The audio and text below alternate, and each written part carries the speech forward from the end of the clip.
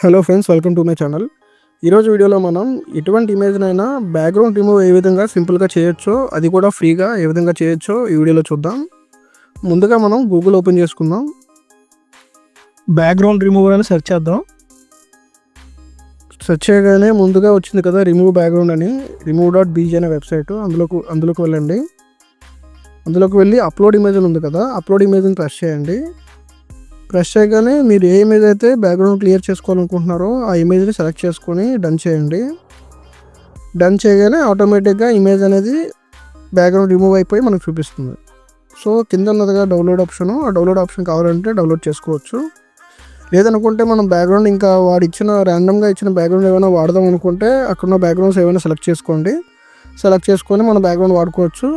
లేదు మనకి ఏ బ్యాక్గ్రౌండ్ అవసరం లేదు, నాకు ఓన్లీ బ్యాక్గ్రౌండ్ రిమూవ్ చేసుకోవాలనుకుంటే మాత్రం బ్యాక్గ్రౌండ్ లేని ఇమేజ్నే డౌన్లోడ్ చేసుకోండి.